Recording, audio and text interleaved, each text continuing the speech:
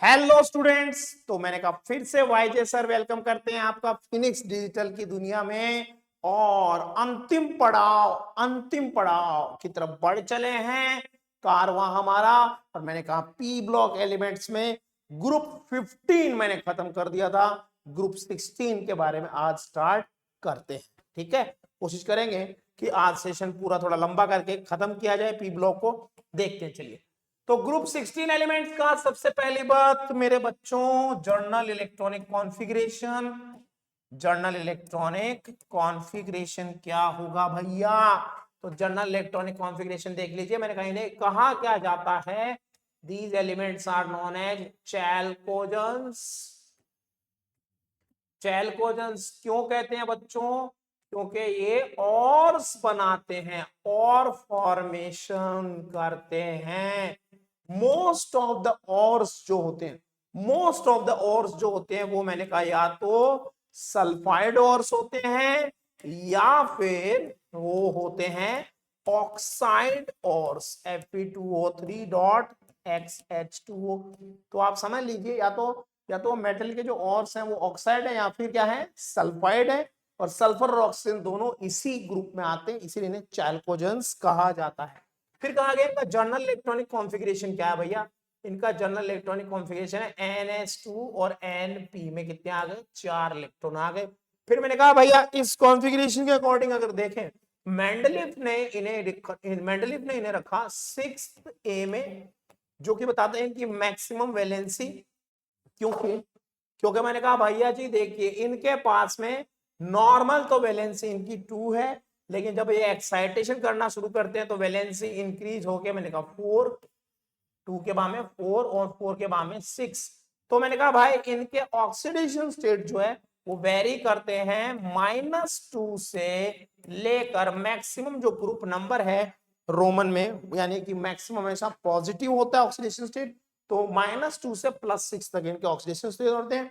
फिर मैंने कहा भैया अब देख लेते हैं इनकी कहानी फटाफट से शुरू करके इंडिविजुअल मेंबर्स। तो भैया oxygen, sulphur, selenium, tellurium and polonium. Polonium पे मैंने स्टार लगा दिया क्योंकि वो रेडियो एक्टिव है। एटॉमिक नंबर की मैं बात करूं तो भैया ऑक्सीजन का 8 है, सल्फर का 16। देन मैंने कहा भैया इसमें ऐड कर दिया 18, तो मैंने कहा हो गया कितना, 34। देन मैंने कहा टेल्यूरियम जो है उसका हो जाएगा 52 एंड देन पोलोनियम जो है उसका हो जाएगा 84। चलिए भैया कॉन्फ़िगरेशन की बात कर लेते हैं इंडिविजुअल मेंबर। तो मैंने कहा 8 के पीछे 1s2 2s2 2p4। देन मैंने कहा 16 के पीछे कार्नेल बनेगी नियोन। देन उसके बाद में 3s2 3p4। फिर मैंने कहा 34 के पीछे कार्नेल बनेगी आर्गन। फिर उसके बाद में मैंने कहा भाई क्या आएगा, 3d। फिर उसके बाद में क्या आएगा, 4s। फिर उसके बाद क्या आएगा, 4p। और अंदर में क्या था भाई, हाँ ज्यादा ही लिख दिया क्या, मैंने कहा 18। फिर उसके बाद में 4s 2, then 3d 10 and then 4p4। ठीक है। फिर मैंने कहा टेल्यूरियम 52 के लिए कर्नेल हो जाएगी क्रिप्टॉन, तो आ जाएगा 5s2 then 4d10 and 5p4। Okay.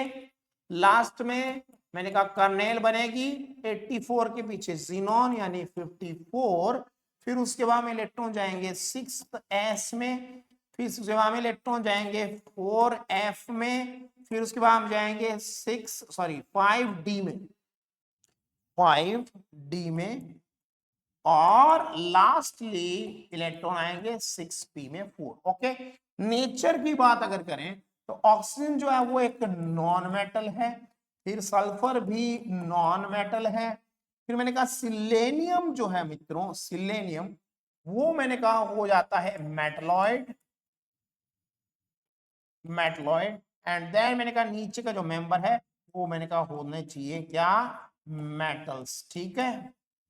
चलिए, फिर मैंने कहा बेटे साइज की अगर हम बात कर रहे हैं, size up to down increase करता है। इलेक्ट्रॉन एफिनिटी साइज के इनवर्सली प्रोपोर्शनल होती है, तो इसीलिए electron affinity up to down decrease करेगी। बट वेरी सरप्राइजिंग इफेक्ट अगर हम देखें तो मैंने आपको पहले ही बताया कि इलेक्ट्रॉन एफिनिटी और electron gain enthalpy of oxygen, oxygen की सल्फर से लेस नेगेटिव है, यानी कि लेस एक्सोथर्मिक है।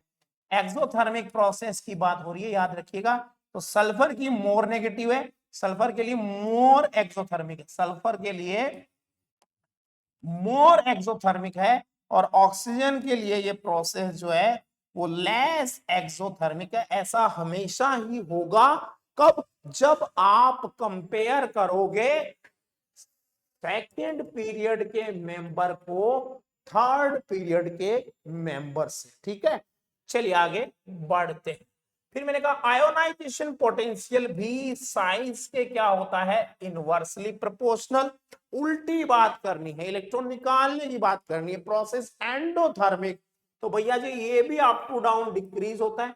बट सरप्राइजिंगली यहां भी मैं आपको बता दूं कि अगर हम ग्रुप जो पीछे वाला है फिफ्थ ए, उससे कंपेयर करें सिक्स्थ ए को, यानी कि नाइट्रोजन फैमिली से कंपेयर अगर इनको कर दें, तो भैया जी वेरी सरप्राइजिंग इफेक्ट कि नाइट्रोजन फैमिली का ज्यादा होगा ऑक्सीजन फैमिली से। जबकि हम कहते हैं जर्नली आईपी जो है वो लेफ्ट टू राइट बढ़ता है, ऐसा यहां नहीं होगा। और इसका मेन रीजन है the electronic configuration. Look at the electronic configuration of nitrogen family, half field है, इसीलिए मैंने कहा वो इलेक्ट्रॉन देना नहीं चाहते, तो उनका रिमूव करने के लिए ज्यादा एनर्जी रिक्वायर्ड होगी। आईपी की बात में कंपेयर कर दिया मैंने। अब चलिए अब बात करते हैं किसकी, मैंने कहा भाई melting point and boiling point, ये किस पे डिपेंड करते हैं भाई? अगर मैं बात करूं मेल्टिंग पॉइंट ये डिपेंड करते हैं पैकिंग पे, ये डिपेंड करते हैं भैया मोलर मास पे। तो अप टू डाउन बढ़ना चाहिए, बट फिर से मैंने आपको ये पहले भी बताया था पीछे वाले ग्रुप में भी कि पोलोनियम का सरप्राइजिंगली पोलोनियम का बीपीएमपी कम हो जाता है, ठीक है। चलिए इलेक्ट्रोनेगेटिविटी की बात कर लेते हैं। भैया जी देखिए इलेक्ट्रोनेगेटिविटी जो है वो मैंने कहा सबसे ज्यादा इसमें मैंने कहा किसकी है, 3.5 ऑक्सीजन की। और आपको पता होना चाहिए इलेक्ट्रोनेगेटिविटी हमेशा वही inversely proportional to size, electronegativity up to down decrease करती है। तो 3.5, फिर मैंने कहा सल्फर की अप्रोक्स 2.6, देन मैंने कहा सिलेनियम की आप मान लीजिए 2.5, देन 2, और ये सरप्राइजिंगली बहुत तेजी से गिर रही है 1.9, आपने इसको गिरा दिया 1.9 तक, और 1.8 भी लिखते हैं। चलिए ऑक्सीडेशन स्टेट की मैंने आपसे बात की, ठीक है। इनके ऑक्सीडेशन स्टेट -2 से लेकर +6 तक होते हैं। तो ये मैंने कहा टेबुलर फॉर्म में स्टडी होगी। आगे बढ़ते हैं, सीधी बात नो बकवास, पॉइंट्स में चलेंगे। तो इसने सीधे ही कहा भाई हमने पॉइंट बनाया कि ऑक्सो एसिड्स ऑफ सल्फर। चलिए देख लेते हैं भैया ऑक्सो एसिड ऑफ सल्फर। सबसे पहला ऑक्सो एसिड मैंने लिखा है H2SO3। चलिए इसका नाम बता देते हैं आपको, इनकी स्ट्रक्चर देखेंगे, सल्फ्यूरस नाम है इसका, सल्फ्यूरस एसिड, ठीक है। सल्फ्यूरस एसिड में पहली बात कहेगी कि भैया इसका आप ऑक्सीडेशन स्टेट बता दो जल्दी से। तो मैंने कहा भैया जी ये -6 +2, तो ऑक्सीडेशन स्टेट यहां पे जाएगा +4। फिर मैंने कहा भैया इसका बेसिसिटी कितना है, स्ट्रक्चर बनाने में काम आएगा। तो मैंने कहा भैया जी इसकी बेसिसिटी 2 होती है, ध्यान दीजिएगा बेसिसिटी 2 है। और जितने भी ऑक्सो एसिड होते हैं सल्फर के, वही बात पीछे जैसा हमने देखा था प्रीवियस सेशन में फॉस्फोरस के लिए, तो वही बात यहाँ sp3 हाइब्रिडाइजेशन होता है। इसकी स्ट्रक्चर बना देते हैं फटाफट से। देखिए आपको एक चीज और बता दूं कि सल्फर की वैलेंसी 246, ये भी दिमाग में रखना है वैलेंसी सेट करते समय। तो स्ट्रक्चर कैसी बन जाएगी, मैंने बोला 2 बेसिसिटी बोली गई है, इसका मतलब इसके पास में 2 OH ग्रुप हैं, ठीक है। तो ये OH 2 बना दिया आपने, 2 OH ग्रुप, एंड देन मैंने कहा भैया एक ऑक्सीजन। और फिर क्या करना है, आपको पता है sp3 हाइब्रिडाइजेशन है, तो एक लॉन पेयर आएगा, ठीक है। sp3 हाइब्रिड ऑर्बिटल में वैलेंसी सेट की ऑक्सीजन की, तो मैंने कहा ये शेप बन गई, दैट इज पायरामिडल। तो इसकी शेप कैसी है, पायरामिडल है। डन, ऑक्सीडेशन स्टेट हो गया, शेप हो गई, सब कुछ हो गया सल्फ्यूरस एसिड के बारे में। आगे बढ़ते हैं। नेक्स्ट मैंने कहा यार इसका ऑक्सो एसिड में देखें तो H2SO4 the king of chemicals, sulphuric acid, sulfuric acid. Now sulfuric acid the oxidation state, sulfuric acid the oxidation state is +6। फिर मैंने कहा भैया इसकी बेसिसिटी और इसका वैलेंसी फैक्टर 2, ठीक है। तो इसके पास में 2 OH ग्रुप हो जाएंगे। लेट्स प्ले, इसकी स्ट्रक्चर बना देते हैं फटाफट। यस, तो we have 2 OH group and we have 4 oxygen total. Set the valency, so the shape is tetrahedral। Okay, चलिए आगे बढ़ते हैं। नेक्स्ट ऑक्सो एसिड है H2S2O3, the name is thiosulfuric acid, thiosulfuric acid। Very interesting, you have add one sulfur, remove, yes, कैसे बनाया इसको, look at H2SO4 में से आपने एक ऑक्सीजन हटाया, उसकी जगह सल्फर जोड़ दिया, hence you will obtain H2S2O3। तो यहां जो सल्फर ऐड किया गया है उसका रोल वैसा ही है जैसा ऑक्सीजन का था, ऐसा कंसिडर करेंगे। तो मैंने कहा मेरे बच्चों थाया, सल्फर को थाया बोलते हैं, आपने थाया ऐड कर दिया। फिर वही बात, इसका वैलेंसी फैक्टर कितना है, इसका वैलेंसी फैक्टर भी 2 है, यानी यहां पे भी आपको 2 OH ग्रुप मिलेंगे। इतना हिंट काफी है। चलिए, तो मैंने कहा इसकी स्ट्रक्चर बनाते हैं। इसकी स्ट्रक्चर बनाई, मैंने कहा भाई एक सल्फर जो है वो ऑक्सीजन का ही रोल कर रहा है, तो OH ग्रुप है। Let's play complete the valency. अब देखिए इसमें 2 तरीके के सल्फर हो जाते हैं, इसको बोल सकते हैं आप सेंट्रल सल्फर, और ये जो सल्फर है that is called peripheral sulphur. अब इनके ऑक्सीडेशन स्टेट मेरे बच्चों अगर आप देखें तो अलग अलग होने चाहिए। मैंने कहा देखो ये जो पेरिफेरल सल्फर है इसको ऑक्सीजन के जैसा ही कंसीडर किया जा रहा है, तो इसका ऑक्सीडेशन स्टेट -2 होना चाहिए। अब मैंने कहा इसके अकॉर्डिंग +2, देन मैंने कहा भाई फिर यहाँ पे +1, देन +1 एंड देन +2। तो ओवरऑल मिलके जो सेंट्रल सल्फर है उसका ऑक्सीडेशन स्टेट आ जाता है +6। चलिए आगे बढ़ते हैं। नेक्स्ट में मैंने कहा भाई H2SO5, yes it is called Caro acid, इसको कैरो एसिड भी बोलते हैं, Caro acid. And its systematic name is peroxy monosulfuric acid, peroxy monosulfuric acid। तो देखिए इसमें हिंट दे दिया आपको कि पेरोक्सी यानी कि इसमें पेरोक्साइड बॉन्ड प्रेजेंट है, तो इसका ऑक्सीडेशन स्टेट डायरेक्टली निकालेंगे अपन, स्ट्रक्चर से निकालेंगे, पेरोक्साइड बॉन्ड है इसलिए। वैलेंसी फैक्टर हमेशा की तरह 2 ही चल रहा है। चलिए देखते हैं इसकी स्ट्रक्चर। तो मैंने कहा भाई पेरोक्साइड बॉन्ड एक बनाना है, I have drawn this peroxide bond, ये पेरोक्साइड बॉन्ड हो गया, ठीक है जी। और जी आप देखिए वैलेंसी सेट हमें करनी है, मैंने कहा भैया एक और OH ग्रुप, then set the valency of oxygen, ये इसका सेटिंग हो गया पूरा। अब इसका अगर ऑक्सीडेशन स्टेट देखोगे आप सल्फर का तो कितना आएगा निकल के, that will be +6, you can see clearly, +1 +1 +2 +2। तो ये स्ट्रक्चर हो गई पेरोक्सी मोनोसल्फ्यूरिक एसिड और कैरो एसिड की। चलिए आगे बढ़ते हैं। नेक्स्ट है H2SO5 के बाद में मैंने कहा लिख दिया मैंने H2S2O6। तो देखिए इसका नाम हो जाएगा डाइथायोनिक एसिड, डाइथायोनिक डाइथायोनिक एसिड। ठीक है जी। थायामीन्स, थायामीन्स सल्फर। तो मैं सल्फर की बात कर रहा हूं, यहां पे भी वैलेंसी फैक्टर तो वही चल रहा है, H2 वैलेंसी फैक्टर। एक मिनट होल्ड इट। इसमें सल्फर सल्फर लिंकेज दिखानी है अपने को, sulphur sulphur bond and also set the valency of sulphur.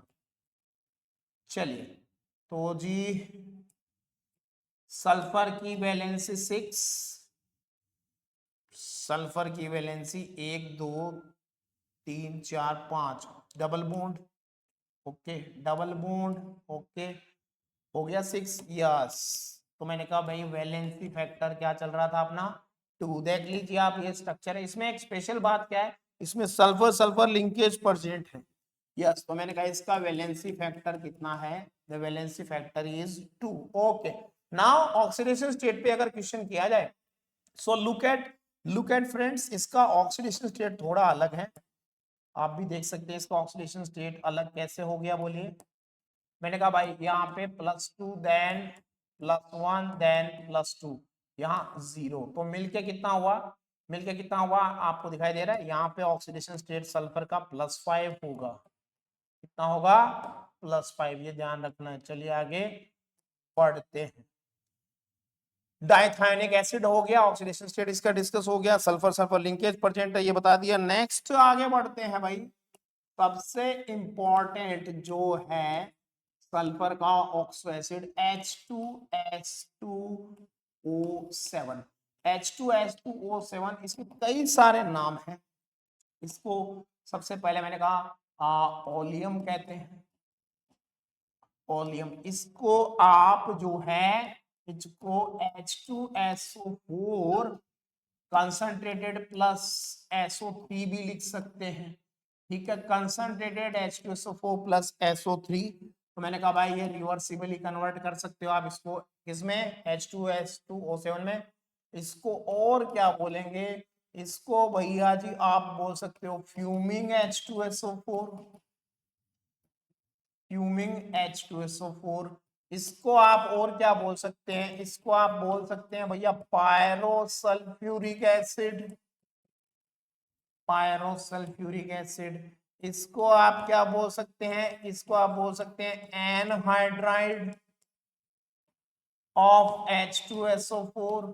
क्यों भैया जी, तो देखिए H2SO4 के दो मॉलिक्यूल अगर आपस में रिएक्ट करें और उसमें से पानी निकल जाए तो बनता है H2S2O7। एनहाइड्राइड का मतलब ही क्या होता है, रिमूवल ऑफ वाटर।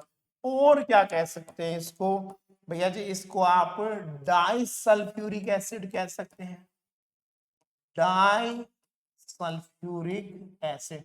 तो ये मैंने इसके कुछ इंट्रोडक्शन में नाम बता दिए, बाकी बात खत्म है। इसकी भी वैलेंसी फैक्टर जो है वो मैंने कहा 2 है। ऑक्सीडेशन स्टेट जो है सल्फर का वो +6 है, उड़ा देते हैं। चलिए तो इसकी स्ट्रक्चर फटाफटी, इसमें दो सल्फर आपस में जुड़ गए ऑक्सीजन ब्रिज से, टेट्राहेड्रल शेप है, कोई नई बात नहीं है। मैंने कहा इसमें दो OH, दो आपको रखने हैं OH, डन। वैलेंसी सेट की ऑक्सीजन की, वैलेंसी सेट की ऑक्सीजन की। तो ये हो गया जी स्ट्रक्चर इसका। और ऑक्सीडेशन स्टेट जैसा कि आप सबको दिखाई दे रहा है, ऑक्सीडेशन स्टेट कितना है सल्फर का +6 है। चलिए आगे बढ़ते हैं।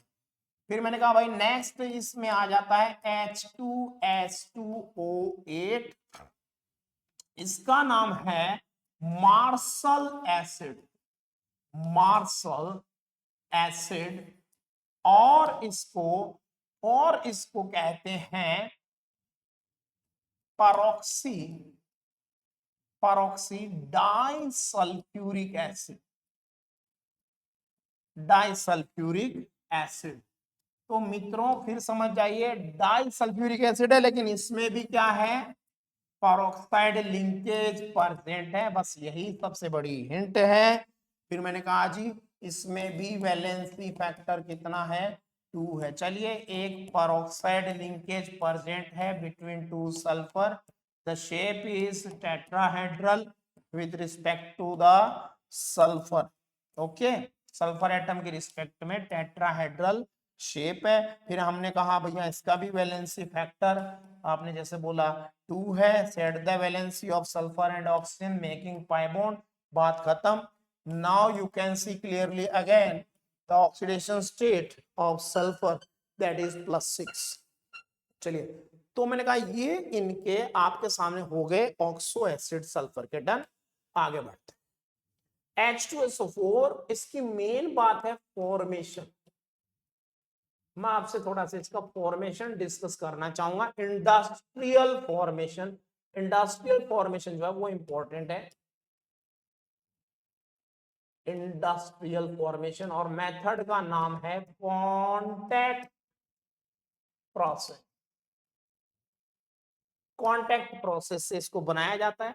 तो कॉन्टैक्ट प्रोसेस में क्या किया जाता है, सबसे पहले आपके पास में कोई भी सल्फाइड और है या फिर आपके पास में मैंने कहा सल्फर है, आप उसको एयर में जलाते हैं, ऑक्सीजन की प्रेजेंस में आप उसको जलाते हैं तो आपको मिक्सचर मिलता है SO2 + O2, ये मिक्सचर मिलता है। डन, पहले सुन लीजिए, ये पहला कॉन्सेप्ट है। आपको ये जलाने का जो काम करने की बात है, कोई जरूरी नहीं है जलाया जाए, सल्फर डाइऑक्साइड डायरेक्ट भी ले सकते हैं, लेकिन मैंने कहा चलिए जला के आपने अगर मिलाया तो ये पायराइट बर्नर कहते हैं, सल्फर को पायराइट बोलते हैं और पायराइट बर्नर पे इस तरीके का काम किया जाता है। अब यहां दूसरा जो स्टेप है वो सबसे इंपॉर्टेंट है कॉन्टैक्ट प्रोसेस का, कि सल्फर डाइऑक्साइड फर्दर ऑक्सीडाइज होती है रिवर्सिबली और मैंने कहा बनता है सल्फर ट्राइऑक्साइड। ये जो स्टेप है ये रिवर्सिबल है और ये कॉन्टैक्ट प्रोसेस की जान है। पहली बात तो ये स्टेप जो है ये होता है जी एक्सोथर्मिक। एक्सोथर्मिक कैसे, कि इसके लिए डेल्टा H जो है रिएक्शन की वो नेगेटिव है, 46 किलो कैलोरी पर मोल इसके लिए मैंने कहा एनर्जी चाहिए। ठीक है, एक्सोथर्मिक रिएक्शन तो कंडीशन क्या क्या लगा सकते हैं, मैंने बोला भैया सबसे पहली कंडीशन टेम्परेचर आपको लो रखना होगा। अब टेम्परेचर लो रखना होगा तो आपको क्या लेना पड़ेगा, कैटालिस्ट। यस, कैटालिस्ट लेना पड़ेगा, catalyst vanadium pentoxide. Temperature low का मतलब भैया थोड़ा गर्म तो करना ही पड़ेगा, इसके लिए टेम्परेचर की एक रेंज है 673 केल्विन से अप्रोक्स मैंने कहा 700 केल्विन और 723 केल्विन के आसपास इसको गर्म किया जाता है। देन आप देखेंगे दोनों साइड में मॉलिक्यूलरिटी, तो रिएक्टेंट साइड में 3 मोल है और प्रोडक्ट साइड में 2 ही मोल है, you have 2 mole only. Then मैंने कहा जिधर मोल कम हो रहे तो वॉल्यूम भी कम हो रहा है, तो आपको प्रेशर एंड वॉल्यूम का रिलेशन याद होगा, तो you can say that more pressure should be high। तो ये सब कंडीशन जब हम देखते हैं तो मैंने कहा भाई वेनेडियम पेंटॉक्साइड प्रेशर 1.5 से 1.7 atm, 1.5 to 1.7 atm, temperature approx मैंने कहा 700 केल्विन। ठीक है, तो ये हो गया सेकेंड स्टेप, ज्यादा से ज्यादा सल्फर ट्राइऑक्साइड बनाने की कोशिश करनी। फिर क्या होता है भाई, सल्फर ट्राइऑक्साइड जब बन जाता है उसके बाद में शावर के फॉर्म में, जी हाँ कॉन्टैक्ट प्रोसेस में ऊपर से शावर्स गिरते हैं तेजाब के, यानी कंसंट्रेटेड H2SO4 के, कंसंट्रेटेड H2SO4 के शावर्स गिर रहे हैं और नीचे से जो गैस बनी है सल्फर ट्राइऑक्साइड वो उठती है, दोनों का संगम होता है और बनता है ओलियम, इट मींस H2S2O7। तो एंड प्रोडक्ट के फॉर्म में यहां मिलता है आपको ओलियम। और फिर वही बात, ओलियम को जब वाटर में डालते हैं, वॉल्यूम को वाटर में डालते हैं, तो मैंने कहा जी आगे आपको मिलता है H2SO4। ये पूरी कहानी है भैया। अब देखिए इस मेथड से भी 98% तक 98% तक प्योर H2SO4 बनाया जा सकता है। ये मैंने आपको मेन बातें बताई। अब इसका यार बाकी तो क्या कहें भाई, डायग्रामेटिक भी अगर कोई कहे बोर्ड के रिगार्डिंग तो कोई इंपॉर्टेंट नहीं है। मैंने कहा मैं चेंबर्स के अगर आपको नाम लिख के बता दूं, ठीक है, सिर्फ नाम मैं लिख रहा हूं, ये चैम्बर्स के नाम चलेंगे यहाँ। तो मैंने कहा सबसे पहले तो बर्नर है, आप समझ लीजिए पायराइट बर्नर है, पायराइट बर्नर। देन फिर मैंने कहा भाई जो बर्नर से जो गैस बनेगी ऊपर से नीचे हमेशा, ठीक है। फिर इसके बाद 1 मिनट, फिर उसके बाद मैंने कहा उस गैस को ऊपर से शॉवर्स गिरेंगे पानी के, ताकि उस गैस में जो भी डस्ट वगैरह है वो सॉल्युबल कर सके पानी में, तो इसको बोलेंगे वॉशिंग चैम्बर, वॉशिंग चैम्बर। फिर वॉशिंग चैम्बर के बाद में भैया मॉइस्चर आ जाता है गैस में, मॉइस्चर को रिमूव करने के लिए ड्राई चैम्बर, ड्राइंग चैम्बर होता है। फिर ड्राइंग चैम्बर के बाद में मैंने बोला भाई आर्सेनिक, आर्सेनिक नाम की एक वेरी पॉइजनस जो आर्सेनिक है कैटलिस्ट को खराब कर देता है। तो आर्सेनिक का बहुत अच्छा फ्रेंडशिप है किसके साथ, सल्फर के साथ। तो उसको रिमूव करने के लिए आर्सेनिक प्योरीफायर होता है, आर्सेनिक प्योरीफायर। देन मैंने कहा भाई लास्ट में चेक करते हैं लाइट से, लाइट से यहाँ पे मैंने कहा एक लाइट का सोर्स लगा होता है, जहां एक इफेक्ट आता है जो फिजिकल केमिस्ट्री की बात है, सरफेस केमिस्ट्री की, टिंडल इफेक्ट की बात यहाँ आती है। अगर कोई गैसियस मिक्सचर में SO2 प्लस O2 का मिक्सचर आगे चल रहा है, ध्यान दीजिएगा, SO2 प्लस O2 का मिक्सचर आगे जा रहा है, ये कंटिन्यू जा रहा है SO2 प्लस O2, इसी को आप भेज रहे हैं, ठीक है। तो ये चैम्बर्स में जा रहा है। अगर इसमें आर्सेनिक की आर्सेनिक की कोई भी इंप्योरिटी होगी तो ये चमकने लग जाएगा और आप इसको वापस भेज देंगे। तो यहाँ पे मैंने कहा लाइट की प्रेजेंस में, लाइट चैम्बर है उससे आप चेक करते हैं, देन आगे भेजते हैं। तो भाई नेक्स्ट है कैटालिस्ट चैम्बर, जिसमें V2O5 भरा हुआ है, कैटालिस्ट चैम्बर। और जी लास्ट एंड फाइनल जो बोला जाए तो मैंने कहा ऊपर से, मैंने कहा था H2SO4 गिरता है, ऊपर से H2SO4 गिरता है और नीचे से गैसियस मिक्सचर ऊपर उठेगा, ठीक है। ये सॉरी SO3 सल्फर ट्राइऑक्साइड ऊपर उठेगी, यहाँ H2SO4 गिराया जा रहा है कंसंट्रेटेड, और एंड प्रोडक्ट लास्ट में बाहर निकलता है, दैट इज ओलियम, यानी कि H2S2O7। तो ये स्कीमेटिक मैंने एक डायग्राम बनाया रफली। मैंने कहा सबसे पहले पायराइड बर्नर, फिर आपने क्या बनाया, जलाया तो SO2 प्लस O2, ऊपर से क्या गिर रहा है, ऊपर से पानी गिर रहा है, ताकि जो भी डस्ट वगैरह है वो पानी में डिसॉल्व हो जाए। फिर मैंने कहा ऊपर से यहाँ क्या गिर रहा है, यहाँ आपको गिराया जा रहा है कंसंट्रेटेड H2SO4, तो ताकि जो मॉइस्चर आ गया है SO2 प्लस O2 के मिक्सचर में उसको रिमूव किया जा सके। फिर मैंने कहा भाई फिर से देख लो आप जो है, मैंने कहा कैसे जा रहे हो, ये लो। फिर यहाँ पे क्या हो रहा है, आर्सेनिक प्योरीफायर में गए तो इसमें क्या भरा हुआ है, इसमें फेरिक हाइड्रोक्साइड भरा हुआ है। फेरिक हाइड्रोक्साइड क्या करता है, या फिर आप कह सकते हो Fe2O3.XH2O, ये भरा हुआ है हाइड्रेटेड फेरिक ऑक्साइड, जो क्या करता है आर्सेनिक को एडजॉर्ब कर लेता है, एडजॉर्प्शन हो जाता है आर्सेनिक ऑक्साइड का, यानी AS2O3 की अगर कोई गैसियस इंप्योरिटी है, गैसियस इंप्योरिटी है तो वो इसमें एडजॉर्ब हो जाएगी। फिर ये मिक्सचर आगे जाएगा, मैंने कहा टिंडल इफेक्ट अगर होगा तो इसको वापस भेज देंगे, नहीं तो अदरवाइज V2O5 के कांटेक्ट में जाएगा और लास्ट में ओलियम आपको मिल जाएगा। ये मैंने कहा H2SO4 की मेन कहानी थी। H2SO4 अब आके आप जानते हैं किंग ऑफ केमिकल्स, ठीक है। चलिए आगे बात करें हाइड्राइड्स की, तो इस ग्रुप के जो हाइड्राइड्स हैं उनका फॉर्मूला MH2 लिख सकते हो या फिर XH2 लिख सकते हो, ठीक है ना। अब यार इस तरीके का जो फॉर्मूला है, मैंने कहा यार जैसे पानी के बारे में बात करें तो मैंने कहा भाई वैलेंसी 2 है इसलिए ऐसा लिखा गया, ठीक है। तो फॉर्मूले में अगर हम बात करें यार, मैं तो यहाँ इसको लिखूंगा जैसे 10 लाइक, मैंने कहा पहले सबसे पहले क्या लिखा गया H2O, फिर मैंने कहा H2S, then H2Se, then H2Te, polonium radioactive है H2PO, ये इनके ऑक्साइड हो गए। ध्यान दीजिए पानी लिक्विड है, बाकी सब गैसियस, ये रेडियो एक्टिव है। चलिए इनकी टेबल ऑफ फॉर्म में स्टडी करें अगर, तो ये मैंने आपके सामने इनकी टेबल लिख दी है। फिजिकल स्टेट हो गई। अब फिजिकल स्टेट के बाद में अगर मैं बात करूं, सीधी बात करूं कि भैया इनकी थर्मल स्टेबिलिटी बताओ,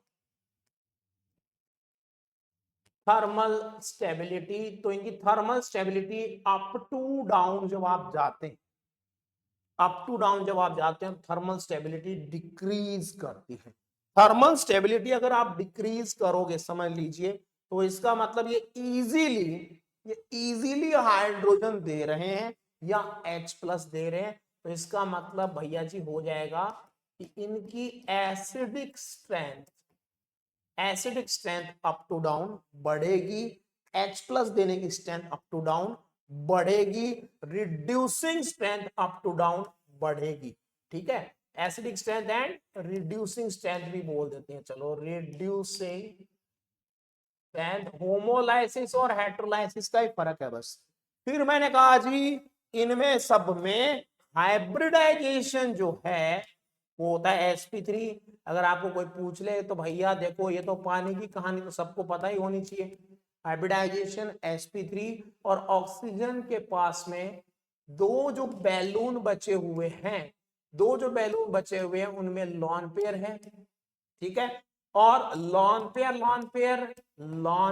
बॉन्ड पेयर टाइप का जो हैवी रिपल्शन लगता है, उससे वजह से मैंने कहा हाइब्रिडाइजेशन तो sp3 है, इसकी शेप वी शेप है, लेकिन बॉन्ड एंगल 109 डिग्री 28 मिनट से डिक्रीज कर जाएगा, और माफ कीजिए डिक्रीज कर जाएगा, और पानी में कितना रह जाता है, दैट इज 104 डिग्री 28 मिनट्स, काफी कम हो जाता है। और यही पैटर्न यहां रहेगा बॉन्ड एंगल का अप टू डाउन। तो मैं बात कर रहा हूं नेक्स्ट में बॉन्ड एंगल जी, तो बॉन्ड एंगल जो है वो अप टू डाउन डिक्रीज करता ही जाएगा, ठीक है, क्योंकि सेंट्रल एटम की इलेक्ट्रोनेगेटिविटी कम हो जाती है। तो H2S में बहुत तेजी से डाउन आया 93 के आसपास, देन 91, देन 90, देन 89। ये मैंने कहा ये जो है इनके एंगल है वो कम होते जा रहे हैं, ठीक है। और भाई साहब ये मैंने सबके लिए लिख दिया जैसा भी था ना, 1 2 3 4 5 रेडियो एक्टिव है, छोड़ दो उसको, चलिए आगे। फिर मैंने कहा यार इनके बीपीएमपी क्या होने चाहिए बताइए, boiling point and melting point. Boiling point melting point molar mass पे डिपेंड करते हैं, तो मोलर मास तो बढ़ रहा है तो इनके बीपीएमपी भी बढ़ने चाहिए। लेकिन सरप्राइज आपने देखा ये लिक्विड क्यों है, बिकॉज पानी में क्या है भैया, पानी में है H बॉन्डिंग। पानी में क्या है मित्रों, बोलो, पानी में है H bonding, intermolecular H bonding होने की वजह से, इंटरमोलिक्यूलर H बॉन्डिंग होने की वजह से मित्रों सखा बंधुओं क्या हो जाता है, पानी में एसोसिएशन हो जाता है और उसका बीपीएमपी पार कर जाता है बाकी सब मेंबर्स को। डन, ये पॉइंट्स मैंने बताया। फिर अगर बात की जाए लेविस बेस यानी लॉन पे डोनर की, तो इलेक्ट्रोनेगेटिविटी पे वो डिपेंड करना चाहिए, तो अप टू डाउन बढ़ना चाहिए, लेकिन ऐसा नहीं है। सबसे अच्छा डोनर H2O है। सबसे अच्छा डोनर कौन है, H2O। तो मैंने कहा नीचे के मेंबर जो है उनमें जैफ ज्यादा होता है, लॉन पे देने की स्ट्रेंथ कम होती जाती है। चलिए आगे बढ़ते हैं।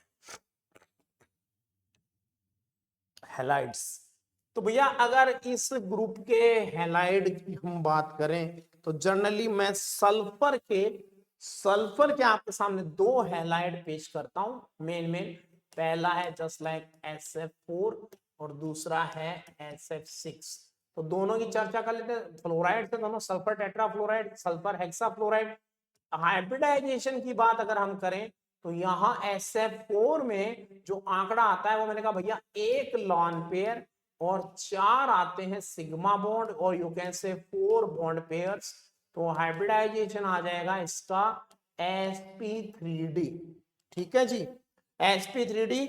तो इसके पास 1 लॉन पेयर है। आप जब अप्लाई करेंगे VSEPR थ्योरी तो वो क्या कहती है, वो थ्योरी कहती है कि आपको इसका लॉन पेयर जो है वो इक्वेटोरियल पोजीशन जो कि है यानी XY प्लेन वाली जो पोजीशन है वहां पे रखना है, ना कि एक्सियल पोजीशन पे। मैंने मित्रों यहाँ एक लॉन पेयर रख दिया, केला खल्लास। तो आपने पढ़ा है केमिकल बॉन्डिंग में भी कि इसकी जो शेप है वो इस तरीके की होती है जिस झूले पे आप लोग बचपन में झूले थे। ठीक है, यानी कि सी शॉ। इसकी शेप हो गई सी शॉ। ओके, चलिए आगे बढ़ते हैं।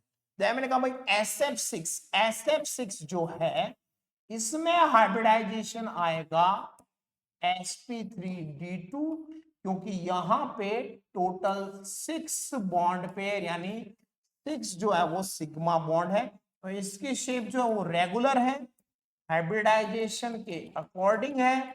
यहां किसी वेस्पर थ्योरी को अप्लाई करने की नीड नहीं है। ओके, तो the shape of SF6 is regular as octahedral और स्क्वायर बाय पिरामिडल।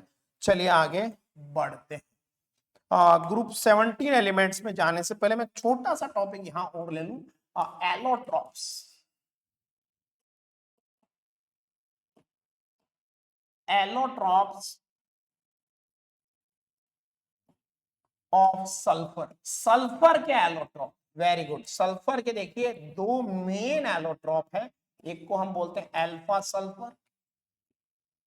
अच्छा, एलोट्रॉप्स में देखिए फिर मैंने बात कहा सल्फर के एलोट्रॉप सॉलिड होते हैं, सॉलिड। और सॉलिड में भी दो कैटेगरी बनेगी।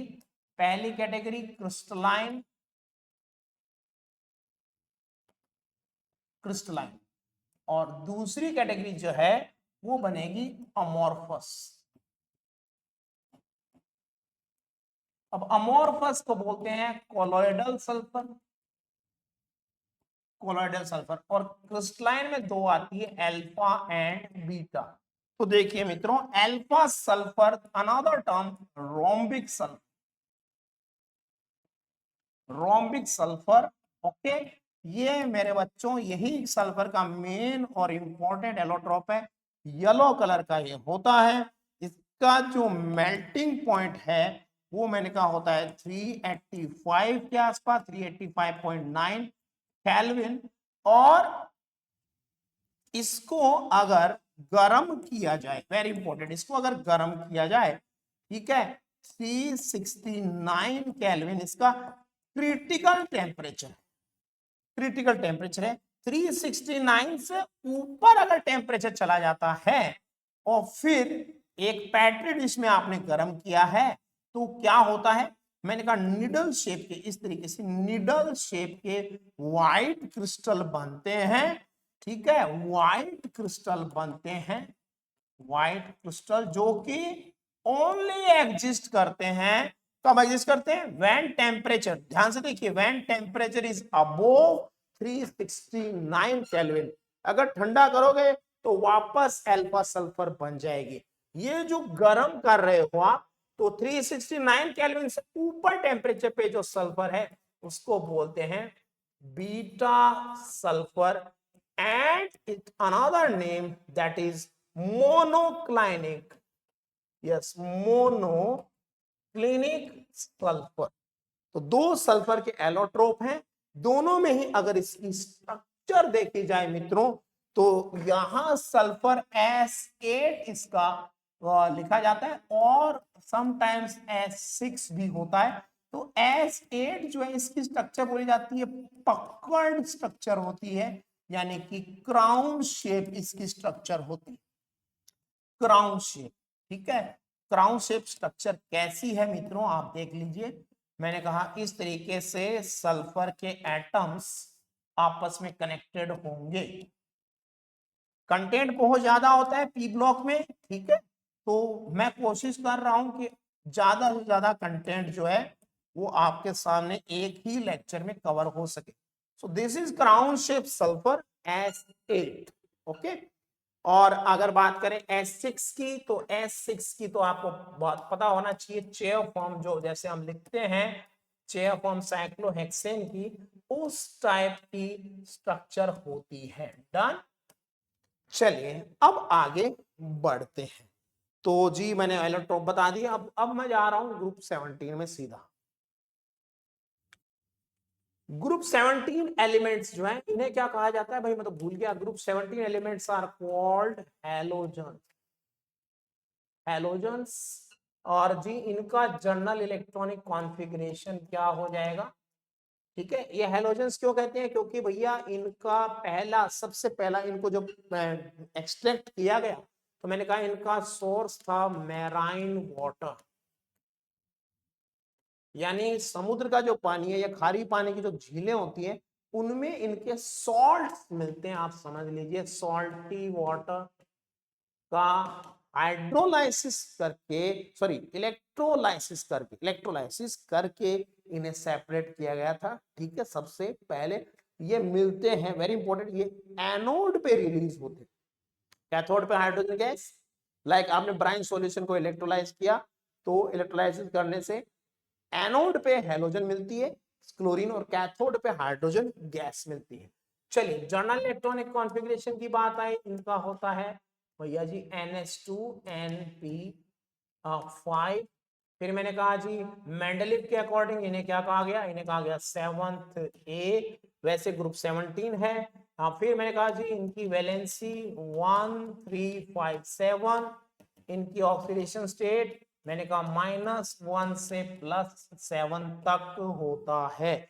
इंडिविजुअल मेंबर्स कौन कौन है, तो मैंने कहा fluorine, chlorine, bromine, iodine and last है एस्टेटिन, जो कि रेडियो एक्टिव है। एस्टेटिन जो है वो मेराइन वाटर के इलेक्ट्रोलाइसिस में नहीं मिलता है, रेडियो एक्टिव है एलिमेंट। तो चलिए टेबल ऑफ फॉर्म में फ्लोरीन, क्लोरीन, ब्रोमीन, आयोडीन, एस्टेटिन फटाफट उड़ाते हैं। चलिए मैंने कहा atomic number 9, 17, 35, 53 and 85। Yes, configuration, configuration भैया अब मैं सबका वैसे नहीं लिख रहा, टाइम लिमिटेड है। NH2NP5 है, सबका आउटर सेल कॉन्फ़िगरेशन सेम है। नेचर मैंने कहा भैया सब के सब ये नॉन मेटल है, सारे ही नॉन मेटल है। साइज अप टू डाउन बढ़ता है। Electron affinity, electron gain enthalpy size के इनवर्सली प्रोपोर्शनल, बार बार आ रहा है। तो मैंने कहा भाई इनकी इलेक्ट्रॉन देने की नहीं, इनकी इलेक्ट्रॉन लेने की नेचर है, अप टू डाउन डिक्रीज करती है। फिर वही बात, बट इसकी नेगेटिव वैल्यू जो है वो मैंने कहा भाई क्लोरीन की ज्यादा है, फ्लोरीन से। फ्लोरीन की इलेक्ट्रोनेगेटिविटी सबसे ज्यादा है, बट इलेक्ट्रॉन गेन एंथैल्पी जो है वो किसकी ज्यादा नेगेटिव है, मोर एक्सोथर्मिक कंपेयर टू फ्लोरीन।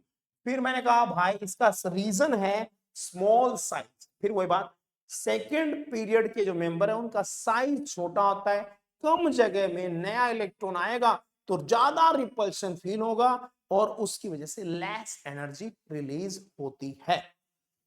चलिए आईपी, इनके आईपी भी वही बात, inversely proportional to up to down decrease करेंगे। ठीक है, ये देने की नहीं भैया, इनकी लेने की नीयत है। ठीक है, तो इनके आईपी ज्यादा होते हैं।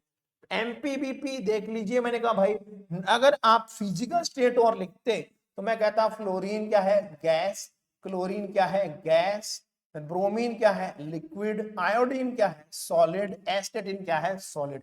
तो इससे पता लग जाता है बीपीएमपी, अगर हम मोलर मास की बात कर लें up to down molar mass बढ़ रहा है तो बीपीएमपी भी बढ़ रहा है। इलेक्ट्रोनेगेटिविटी सबका बाप chlorine, then chlorine, bromine, iodine और एस्टेटिन का सरप्राइजिंगली कम हो गया। ठीक है, चलिए आगे बढ़ते हैं। ओके, याद रखिए फ्लोरीन जो है वो सिर्फ एक ही ऑक्सीडेशन स्टेट शो करता है -1, क्योंकि उससे कोई टक्कर ले नहीं सकता। सबसे ज्यादा इलेक्ट्रोनेगेटिविटी उसी की है। हाइड्रोजन हैलाइड्स, हाइड्रोजन हैलाइड्स की हम बात अगर कर रहे हैं तो इसका फॉर्मूला क्या बनेगा, मैंने कहा जी HX। ठीक है, चलिए लिख देते हैं बारी बारी से। मैंने कहा भाई HF, HCl, HBr and HI। आप अगर होमोलाइसिस कराओगे, होमोलाइसिस कराओगे तो ये हाइड्रोजन गैस देंगे यानी रिड्यूसिंग एजेंट, और अगर हेट्रोलाइसिस कराओगे तो पानी में एक्वस सॉल्यूशन में हेट्रोलाइसिस होगा तो ये H+ देंगे यानी एसिड। दोनों बातें हैं, रिड्यूसिंग एजेंट भी है और एसिड भी है। अब बात करते हैं, सबसे पहले मैंने कहा percentage, percentage ionic character. Percentage ionic character HF सबसे ज्यादा आयोनिक है 45%। देन मैंने कहा भाई HCl में बहुत कम है आयोनिक करेक्टर, HBr में और कम हो गए 11 to 12%, एंड HI में जो है वो मैंने कहा ओनली 5 to 6% आयोनिक करेक्टर है। हेंस यू कैन से कि भैया सबसे स्ट्रॉन्ग जो बॉन्ड है वो HF में है, bond dissociation enthalpy, bond dissociation enthalpy की अगर हम बात करें तो इनकी bond dissociation enthalpy up to down decrease करेगी। आयोडीन का साइज बड़ा होता है, वो दोस्ती किससे निभाता नहीं है, बॉन्ड इजीली टूट जाएगा। इसका मतलब मैंने आपसे अभी अभी बोला था, इसका मतलब ये है भैया कि इनकी रिड्यूसिंग स्ट्रेंथ जो है वो अप टू डाउन बढ़ती है। इनकी एसिडिक स्ट्रेंथ जो है, एसिडिक स्ट्रेंथ वो भी अप टू डाउन बढ़ती है। तो HI जो है वो सबसे स्ट्रॉन्ग एसिड हो गया। चलिए आगे बढ़ते हैं। उनकी मैंने बात पूरी कर दी आपको। Inter halogen compounds, inter halogen compounds में हम लिखते हैं XX डैश, और ये सेंट्रल सल्फर है, ये पेरिफेरल सल्फर है, इसका नंबर है N। अब N वैलेंसी के अकॉर्डिंग मैंने कहा 1357 हो सकता है, 1357। तो यार मोस्टली जो पेरिफेरल सल्फर है वो क्या होगा, वो होगा मोर इलेक्ट्रोनेगेटिव, मोर इलेक्ट्रोनेगेटिव। ठीक है, और सेंट्रल सल्फर जो है वो लेस इलेक्ट्रोनेगेटिव होगा। तो मैं फटाफट से उड़ा देता हूं। सबसे पहला कॉलम में मैंने लिखा XX डैश, फिर मैंने लिखा XX डैश थ्राइस, फिर लिखा मैंने XX dash sorry XX dash 5, और लास्टली मैंने लिखा XX डैश 7। तो मेरे बच्चों, हाँ, आप अगर यहाँ ऑक्सीडेशन स्टेट की बात करें सेंट्रल सल्फर के तो +1 है, +3 हो गया, +5 हो गया, +7 हो गया। ओके, अब देखिए +1 जब ऑक्सीडेशन स्टेट है तो मैंने कहा एक एक्सेप्शन होगा, एक एक्सेप्शन होगा यहाँ पे, बाकी तो आप देखेंगे ClF है, BrF है, ये सब इसके एग्जांपल है, IF है। लेकिन एक एक्सेप्शन अगर आप देखेंगे, फ्लोरीन की जब बात कर रहे हैं तो फ्लोरीन का ऑक्सीडेशन स्टेट हमेशा क्या रहेगा, -1 रहेगा, बस ये ध्यान रखना है। चलिए फिर मैंने कहा इसमें लीजेंडरी एग्जांपल है ClF3। यहाँ पे जैसे एक एक एग्जांपल में टाइम लिमिटेशन में है तो IF5 लिखा और लास्ट में लिखा IF7। याद रखिएगा दीज आर मोर रिएक्टिव, ये जो कंपाउंड्स हैं interhalogen, these are more reactive than halogens, then halogens, इनकी रिएक्टिविटी ज्यादा होती है हैलोजन से। ये इंपॉर्टेंट क्वेश्चन है। अब चलिए इनकी बारी बारी से शेप देख लेते हैं। तो ClF3 की जब बात की गई तो मैंने कहा भैया यहाँ पे 2 लॉन पेयर और 3 बॉन्ड पे यानी 3 सिग्मा बॉन्ड है। हाइब्रिडाइजेशन निकालने के मेथड आपको बहुत पता होंगे, ठीक है। उनमें एक अगर मैं लिख दूं यहाँ पे फॉर्मूला, लाइक मैंने कहा कैसे निकाला मैंने, तो ये फॉर्मूला आप अप्लाई करके निकाल सकते हैं। NHO equals to SA plus half G minus V। तो इसमें मैंने surrounded atom, number of hybrid orbital चलाए, सराउंडेड एटम मैंने रखा 3 प्लस हाफ, देन मैंने कहा जी की वैल्यू हेलोजन में 7 होती है, outer cell electron, total valency of surrounded atoms 3 होती है। इसको जब अप्लाई किया तो ये आया, तो हाइब्रिडाइजेशन यहां निकल के आ गया sp3d। अब आपको वही 2 लॉन पेयर रखने हैं, वेस्पर थ्योरी लगाओगे, 2 लॉन पेयर रखे जाएंगे इक्वेटोरियल पोजीशन में, एक्सियल पोजीशन में नहीं रखना है। तो ये पहला बैलून, ये दूसरा balloon, equatorial position, 2 lone pair आपने रख दिए, उड़ा दिया टॉपिक। और ये लीजिए भैया जी, ये इसकी शेप हो गई, लॉन पेयर रिपल्शन मारेगा तो झुका हुआ टी है, इसीलिए इसको बोलते हैं बैंड टी शेप। चलिए मित्रों आगे बढ़ते हैं फटाफट, है ना। फिर मैंने कहा नेक्स्ट में देखिए, आपने कहा एक आगे वाला है IF5। इस पर जब आपने अप्लाई किया तो इसमें मेरे मित्रों एक लॉन पेयर आया, और मैंने कहा 5 आए bond pair, 5 bond pair 1 lone pair, hence the hybridisation is sp3d2। तो इसकी शेप कैसी बनेगी, एक लॉन पेयर आपको रखना है। सो the shape that is this shape, एक लॉन पेयर रख दिया आपने, yes. So this is IF5, the shape is square pyramidal, square pyramidal इसकी शेप हो जाएगी। एक लॉन पेयर कहीं भी रख सकते हो क्योंकि सारी पोजीशन सेम है। लास्ट है IF7। IF7 में मैंने कहा हाइब्रिड ऑर्बिटल 7 आते हैं, कंप्लीट 7, तो हाइब्रिडाइजेशन हो जाएगा sp3d3। तो मैंने कहा जी इसकी जो शेप होगी वो बनेगी pentagonal, pentagonal by pyramidal, pentagonal by pyramidal। ये मेरे मित्रों इसकी क्या हो जाएगी, शेप हो जाएगी। ओके चलिए आगे बढ़ते हैं। Pentagonal by pyramidal। ओके चलिए आगे बढ़ते हैं। Oxo acids of halogen, halogen के ऑक्सो एसिड्स की अगर हम बात करें तो मैंने कहा भैया देखो सबसे पहला है HOX, फिर हो गया HXO2, फिर हो गया HXO3 और फिर हो गया HXO4। तो भैया जी यहाँ पे देखिएगा फिर वही बात, हेलोजन के ऑक्सीडेशन स्टेट की जब मैं बात करूं तो +1, देन उसके बाद में +3, देन +5 एंड देन +7। अब यहां एक एक्सेप्शनल केस बन जाएगा बस HOF, क्योंकि क्लोरीन की इलेक्ट्रोनेगेटिविटी -1 ही रहेगी। इनके अगर मैं नाम लिखता हूं आपके सामने तो पहले का नाम है हाइपोहेलस, देन उसके बाद में दूसरे का नाम है हेलस एसिड, देन उसके बाद में मैंने कहा नाम है हेलिक एसिड, देन उसके बाद में नाम है परहेलिक एसिड, परहेलिक एसिड। याद रखिए पर जो है, पर जैसे KMnO4 के लिए भी पर लिखा जाता है, KMnO4 मैंगनीज और हेलोजन पुरानी मेंडलीफ टेबल में दोनों 7th ग्रुप में थे, ठीक है। और मैक्सिमम ऑक्सीडेशन स्टेट के लिए वर्ड काम में लेते थे +7 के लिए पर, ठीक है। तो ये मैक्सिमम ऑक्सीडेशन स्टेट को शो करता है। अब मैंने कहा इनका सिस्टमैटिक आईयूपैक नेम क्या है, ऑक्सीडेशन स्टेट के अकॉर्डिंग इन सबको कहा गया है हेलिक, स्टॉक के अकॉर्डिंग लिखते हैं, चलो हेलिक फर्स्ट एसिड, देन मैंने कहा नाम हो जाएगा, बोलिए हेलिक थर्ड एसिड, देन हो जाएगा नाम हेलिक फिफ्थ एसिड, देन नाम हो जाएगा हेलिक सेवंथ एसिड।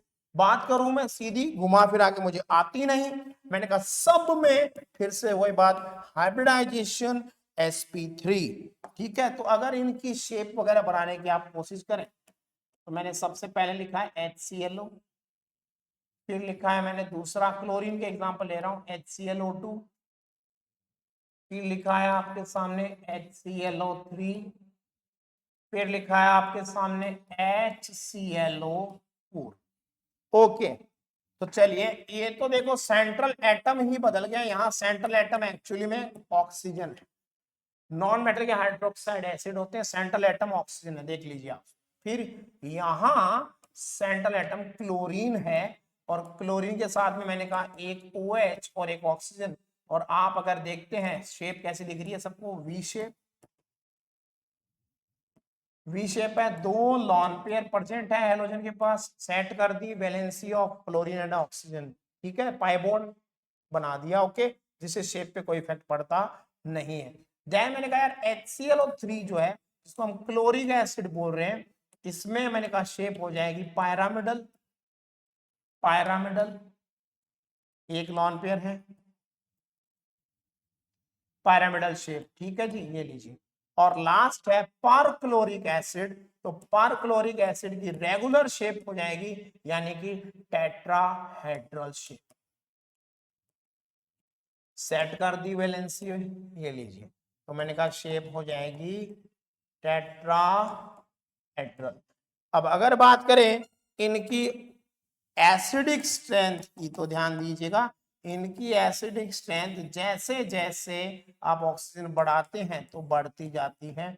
HClO3 और सबसे स्ट्रॉन्ग हो गया HClO4। अगर बात करें इनकी एसिडिक स्ट्रेंथ की डिफरेंट हैलोजन लेके, उस केस में भी HClO4 सबसे स्ट्रॉन्ग, क्योंकि उसकी इलेक्ट्रोनेगेटिविटी सबसे ज्यादा है, इसीलिए पॉजिटिव चार्ज आने पे वो ज्यादा तड़पता है और इजीली H+ दिला देगा ऑक्सीजन से। देन इसके बाद में HbRO4, और सबसे वीक है HiO4। तो ये इनके एसिडिक स्ट्रेंथ की बात हो गई। कमेंट करके बता दीजिएगा कि इनके ऑक्सीडाइजिंग पावर कैसी होती है। एक्सेप्शनल केस आपको मिलेगा, HClO जो है उसकी ऑक्सीडाइजिंग स्ट्रेंथ सबसे ज्यादा होगी, ठीक है, क्लोरीन के ऑक्सो एसिड्स की बात कर रहा हूं, याद रखिएगा ऑक्सो एसिड्स में HClO की ऑक्सीडाइजिंग स्ट्रेंथ सबसे ज्यादा है। चलिए आगे बढ़ते हैं, ग्रुप 18 के एलिमेंट पे पहुंच गए, अंतिम पड़ाव। तो मैंने कहा भाई बात करूं मैं सीधी noble gases, noble noble gases, और कॉन्फ़िगरेशन क्या है इनका, जर्नल इलेक्ट्रॉनिक कॉन्फ़िगरेशन NS2Np6। भैया helium, neon, argon, krypton, xenon and radon, ठीक है, ये एलिमेंट्स हैं। कॉन्फ़िगरेशन ऊपर लिखा हुआ है, एक्सेप्ट हीलियम, हीलियम का डबलेट होता है, बाकी सब का कॉन्फ़िगरेशन ऐसा ही है। बात करें इनकी प्रॉपर्टीज की, रेडियस ऊपर से नीचे बढ़ती है, रेडॉन रेडियो एक्टिव है। फिर मैंने कहा और बात करें अगर इनकी टेबुलर फॉर्म में प्रॉपर्टीज की, तो जी देखिए इनके आयनाइजेशन पोटेंशियल क्या है, साइज के ऊपर डिपेंड करेंगे, डिक्रीज करेगा।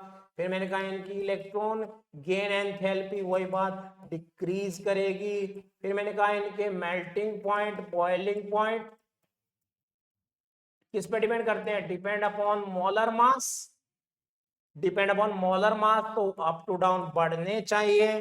फिर एक और चीज, यानी कि लिक्विफाइड होने की एक बहुत जो कला, इनकी लिक्विफाइड होने की जो कला है, वो मैंने कहा, या इजीली इनको कैसे आप लिक्विफाइड कर सकते हैं, तो लिक्विफिकेशन की मैं बात कर रहा हूं। लिक्विफिकेशन का जो प्रोसेस है, ये देखिए, लिक्विफिकेशन का जो प्रोसेस है वो डिपेंड करता है किसी भी गैस के क्रिटिकल टेम्परेचर पे। किस पे डिपेंड करता है, क्रिटिकल टेम्परेचर पे, और डिपेंड करता है मोलर मास पे।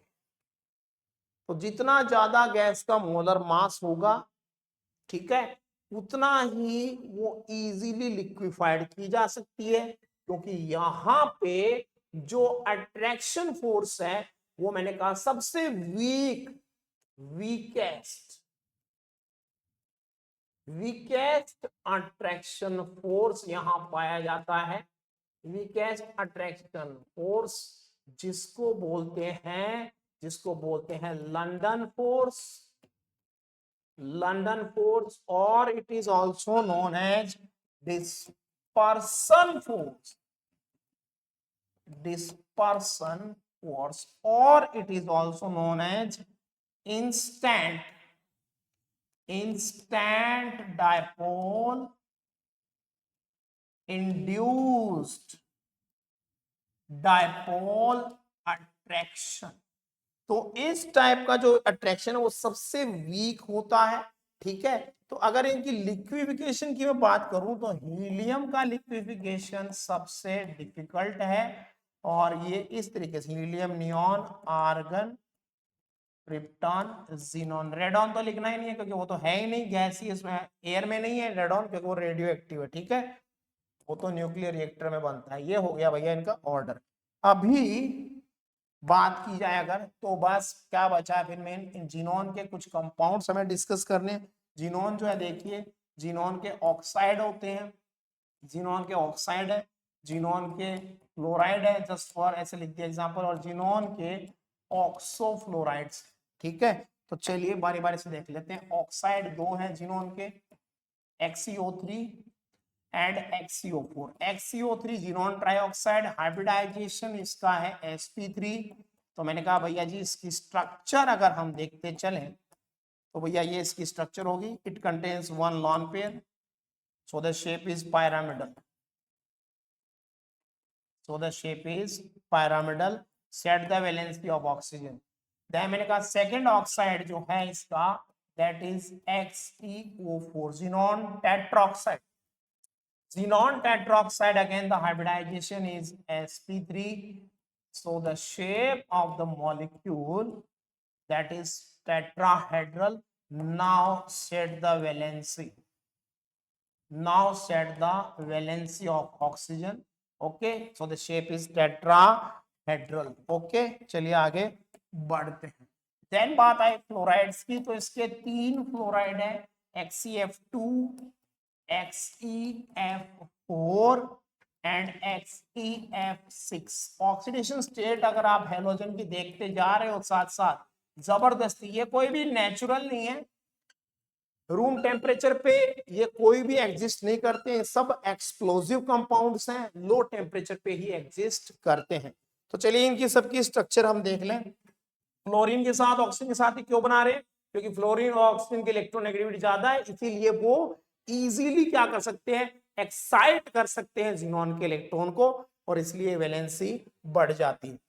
तो मैंने कहा XeF2 में अगर हम बात करें तो इसके पास में दो है सिग्मा बॉन्ड, दो बॉन्ड पेयर, और तीन क्या है, लॉन पेयर है। तो इसका हाइब्रिडाइजेशन हो गया sp3d। उसके अकॉर्डिंग इसके पास भैया जी तीन लॉन पेयर आपको रखने हैं, 3 lone pair and 2 bond pair, hence the shape is linear,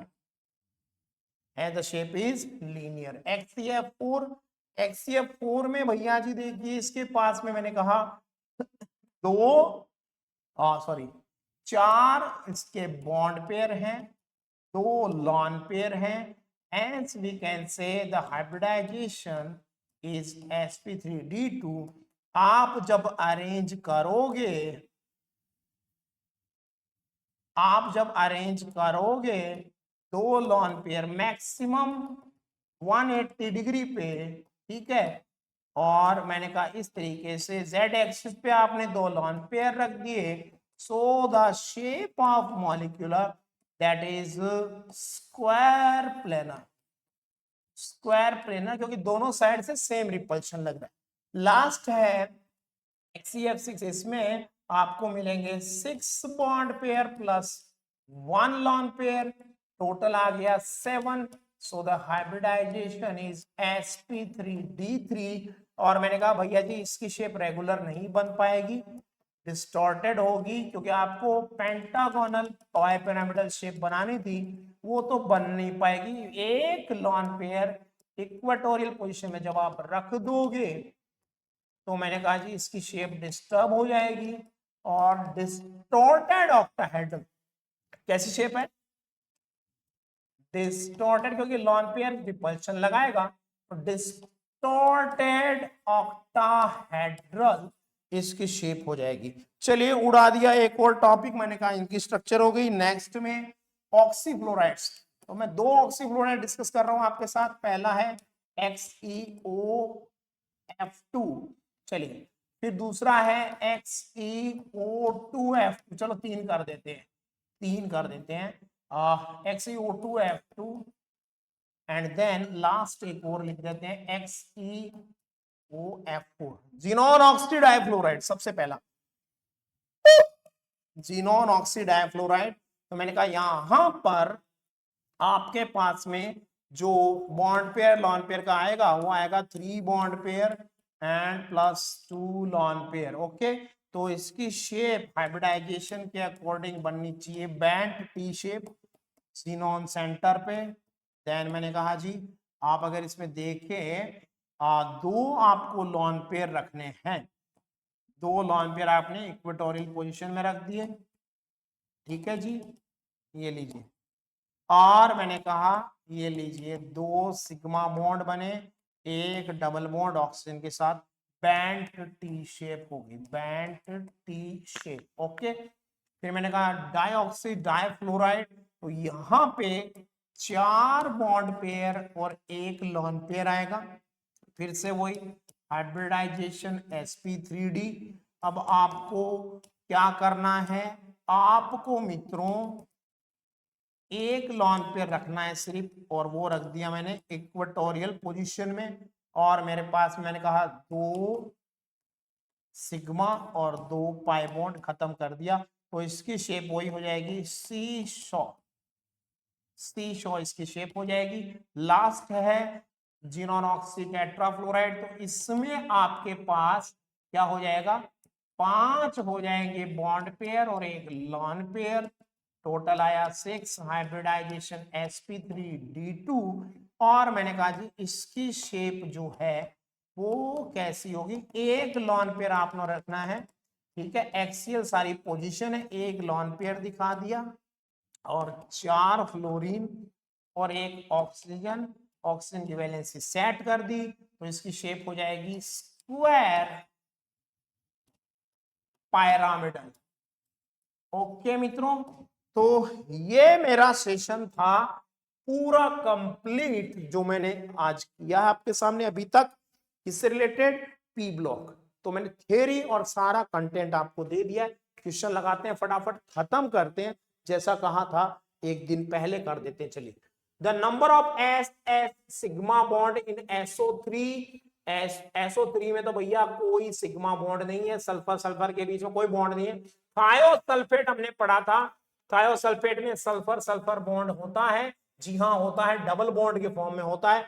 फिर मैंने कहा भैया ये डाइथायोनिक एसिड पढ़ा था, यस इसमें भी एक होता है, और परऑक्सी डाइसल्फ्यूरिक एसिड जो देखा था उसमें नहीं होता है। तो मैंने कहा ये हो गया 0110, 0110 सेकेंड ऑप्शन। चलिए आगे बढ़ते हैं, पीवाईक्यूज चल पड़े, ध्यान दीजिएगा। In which of the following arrangement the sequence is not strictly as per the property written.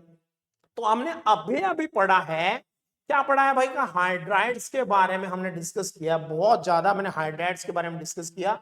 मैंने आपसे कहा था कि इनकी जो बेसिक स्ट्रेंथ है, कल हमने प्रीवियस लेक्चर में देखा था, अमोनिया सबसे अच्छा डोनर है, ठीक है, तो ये जो है ये ऑर्डर रॉन्ग है। चलिए आगे बढ़ते हैं।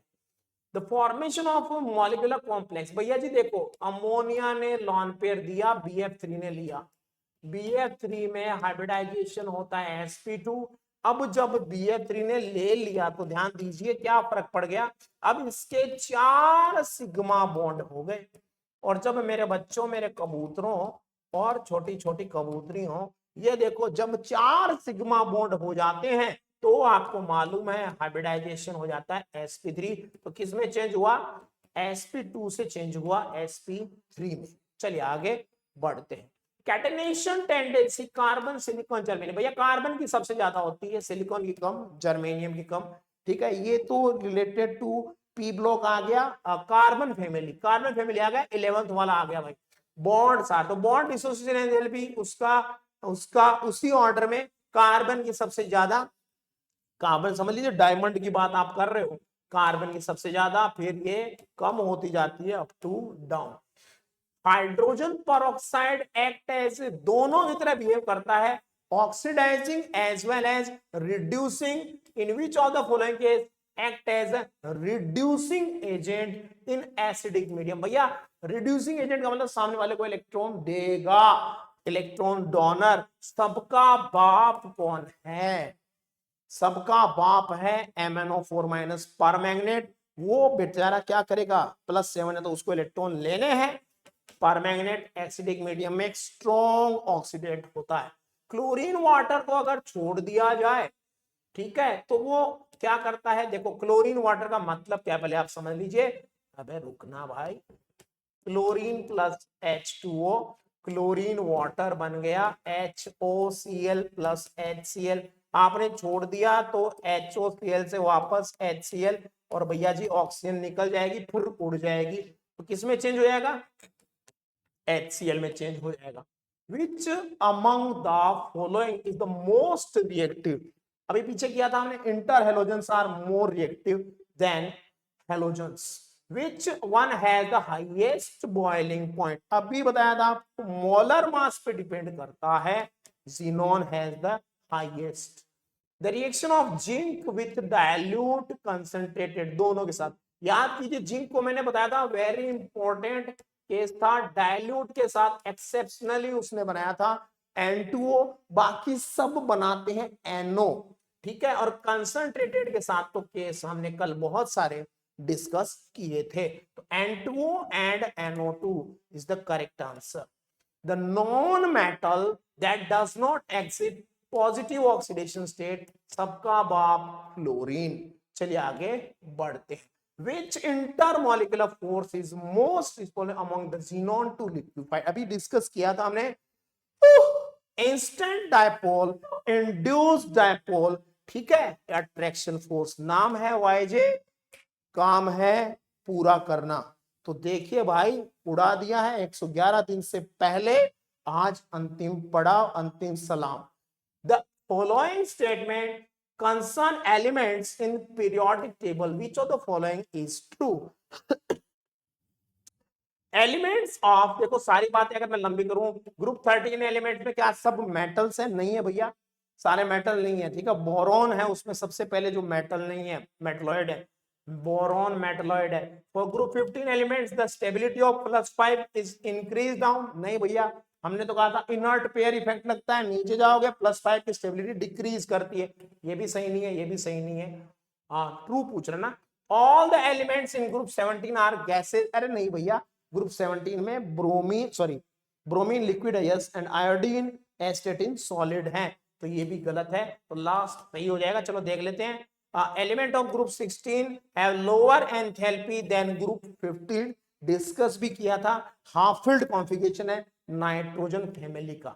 चलिए, the product obtained when chlorine react with cold and dilute, भैया जी बहुत इंपॉर्टेंट बात थी, मेरे से अगर मिस हो गई तो मैं लिख देता हूं, ठीक है, क्योंकि इंपॉर्टेंट बात थी। क्लोरीन प्लस NaOH, आप याद रखना, क्लोरीन प्लस NaOH ये डाइल्यूट एंड कोल्ड है।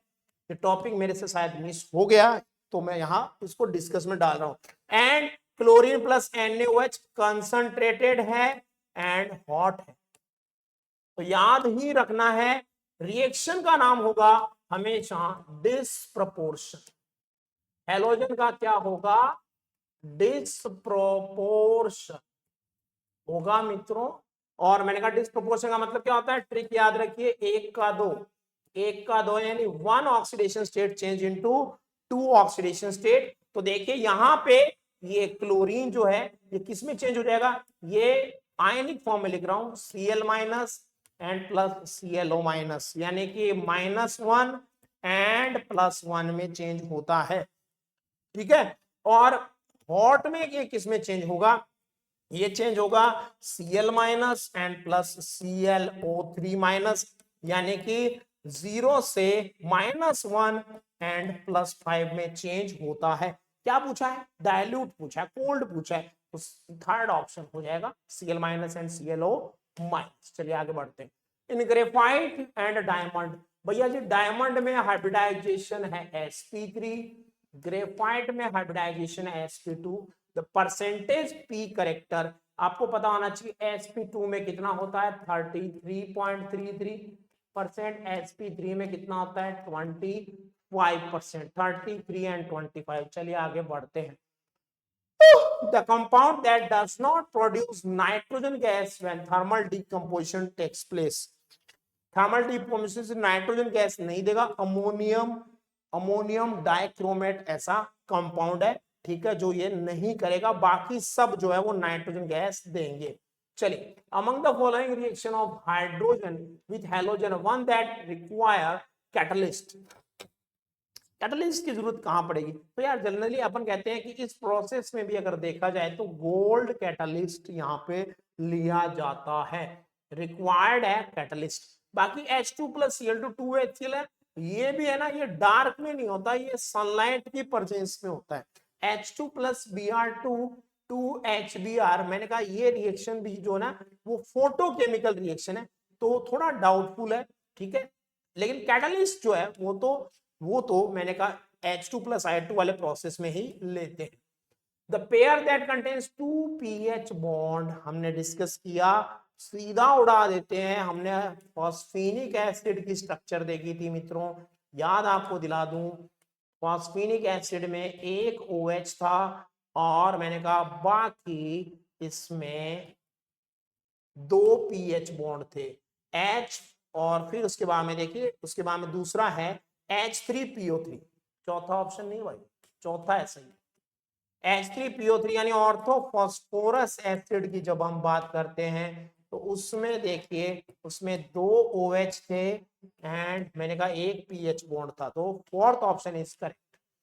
Iodine reacts with concentrated HNO3 हमने लास्ट लेक्चर में डिस्कस किया था, आयोडीन के साथ क्या हुआ था आपको, सॉरी, तो क्या हुआ था आयोडीन का जब उसने HNO3 से रिएक्ट किया था, बात करूं मैं सीधी तो बना था HiO3 और ऑक्सीडेशन स्टेट हो गई थी +5। चलिए आगे बढ़ते हैं। Number of Cl double bond O bonds in chlorous acid, chloric acid, chlorous का मतलब HClO, अभी अभी देखा था, क्लोरिक एसिड का मतलब HClO3 एंड पर क्लोरिक का मतलब sorry HClO2, HClO3 and HClO4। Okay, इसमें कितने थे भाई नंबर ऑफ Cl, एक था इसमें कितने हो जाएंगे 2, और पर क्लोरिक एसिड में कितने हो जाएंगे 3। तो मैंने कहा भैया जी 1 2 3, फोर्थ ऑप्शन हो गया। चलिए आगे बढ़ते हैं। Yes, given below are 2 statement labelled, okay, देखते हैं भाई। Sulphur dioxide absorb to last extent and H2 and activated charcoal. Sulphur dioxide एक पोलर गैस, हाइड्रोजन जो है वो एक नॉन पोलर गैस है, नॉन पोलर गैस का लिक्विफिकेशन डिफिकल्ट होता है, सल्फर डाइऑक्साइड का क्रिटिकल टेम्परेचर हाइड्रोजन से ज्यादा है, दोनों बातें सही हैं, both A and R are correct, और क्रिटिकल टेम्परेचर ज्यादा होगा तो लिक्विफिकेशन इजी होगा, दोनों सही है, सही explanation. Which of the following group 15 hydride is the strongest reducing agent, strongest reducing, जिसका थर्मल डिकम्पोजिशन कराने की बात कर रहे हैं, up to down thermal decomposition बढ़ता है तो सबसे ज्यादा हो जाएगा बिस्मथिन। चलिए आगे बढ़ते हैं। चाल्कोजेंस ग्रुप कौन सा है? चाल्कोजेंस है भैया sulphur selenium tellurium, sulphur selenium tellurium polonium, okay, ये हो जाएगा भाई। ग्रुप कौन सा है रे बाबा 16। चलिए आगे बढ़ते हैं। Given below are the oxides, sodium arsenic nitrous oxide nitric oxide, number of amphoteric oxide. भैया फंस गए, भैया फंस गए, भैया देखो ये तो न्यूट्रल है, न्यूट्रल है, ये क्या है बेसिक है, ठीक है, एनो पढ़ा हमने, ये भी क्या है जी न्यूट्रल, दैया रे दैया एसिडिक छे भैया, तो बच गया आर्सेनिक ऑक्साइड। आर्सेनिक ऑक्साइड जो है मैं तो कहूंगा वो एक ही मुझे दिखाई दे रहा है जो कि क्या है, एम्फोटेरिक, क्योंकि वो मेटलोइड का ऑक्साइड है। PCl5 is well known but NCl5 is not, क्योंकि भैया इसके पास 3d ऑर्बिटल ना होती तो ना बनती। नाइट्रोजन इज लेस रिएक्टिव, वो वैलेंसी बढ़ा सकता है। Nitrogen does not have d orbital, वैलेंशियल बात खत्म हो गई। The correct order of melting point of hydrides of group 16, melting point भैया जी मोलर मास पे डिपेंड करता है, पर पानी में H बॉन्डिंग है, भूल मत जाना भैया। तो हमने कहा दैया रे दैया भूल मत जाना भैया, कहां चले गए मेरे मित्र सखा बंधु। यस, H2O जो है वो सबसे स्ट्रॉन्ग है। देखिए ऑक्सीजन, सल्फर, सेलेनियम, टेल्यूरियम, तो भैया जी ऑक्सीजन के बाद में टेल्यूरियम वाला आएगा, फिर सेलेनियम, फिर H2S। चलो भैया खत्म, आगे बढ़ते हैं। Sum of pi bond present in peroxy disulphuric acid and pyrosulphuric acid. भैया जी सम ऑफ पाई बॉन्ड करना है क्या? चलो भैया तो स्ट्रक्चर बनानी पड़ेगी। पहले आपके अकॉर्डिंग, आपके कहने के अकॉर्डिंग ये बना दिया डाइसल्फ्यूरिक एसिड, ये लो जी बना दिया, बना दिया। ओके, फिर मैंने कहा H2S2O7 यानी ओलियम की बात चल पड़ी है मित्रों, सखा बंधु खत्म करेंगे आज। आज गाड़ी रुकने वाली नहीं है, आज भैया गाड़ी रुकने वाली नहीं है। बस ये मान लीजिए 2 क्वेश्चन और बचे हैं, फिर खेला खल्लास। यस, तो आप देख लो भाई कितने पाई बॉन्ड है, मुझे तो कम दिखाई दे रहा है। सम ऑफ पाई बॉन्ड्स ना 1 2 3 4 5 6 7 8 जी, 8 आएगा इसका आंसर, खत्म। चलिए, the set which correct order of acidic nature, भैया जी HClO4 HClO3 HClO2 HClO, ये लो फर्स्ट हो गया। चलिए आगे, when iodide is oxidized by MnO4, अरे भैया जी इन बेसिक मीडियम बोल रहे हो क्या? डी ब्लॉक का भी क्वेश्चन है भैया, मजा आ गया छोटी सी उम्र में। आयोडाइड जब ऑक्सीडाइज होता है तो आयोडेट बनता है रे बाबा, आयोडेट बनता है। चलिए फिर चलिए एडवांस के क्वेश्चन आ गए भाई। Which of the following is not oxidise by ozone, भैया ओजोन वैसे तो ऑक्सीडाइजिंग एजेंट है, लेकिन KMnO4 का क्या बिगाड़ेगा, बेचारा पहले ही मरा हुआ है, +7 टॉप ऑक्सीडेशन स्टेट में, थर्ड हो गया। चलिए, among the following the paramagnetic compound, paramagnetic कौन है भैया? जिसके पास में बैचलर इलेक्ट्रॉन हो वो पैरामैग्नेटिक होना चाहिए। देखो भाई O2 2-, ये सिस्टम जो है इसके पास में कोई बैचलर इलेक्ट्रॉन नहीं है।